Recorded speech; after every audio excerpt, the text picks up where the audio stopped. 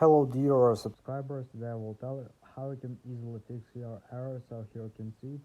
The iPhone could not be restored, an unknown error occurred, error number 17. So how you can fix it? So this error mostly happened because you have error with your network. So first thing you need to check it to check your network. So just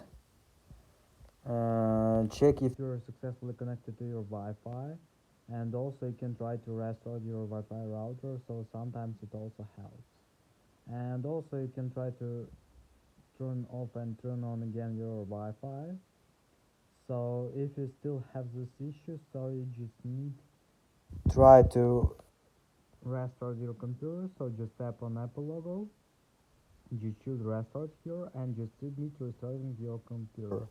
So if it doesn't help you too, so you just need to reinstall your iTunes. So just remove it from your computer and install again, or you can try to update to just check updates for iTunes. Maybe you just need to download and install them on your computer.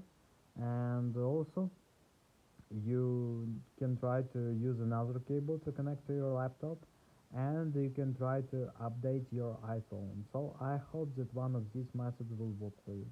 So thanks for watching, have a nice day, subscribe to my channel, click like, and goodbye.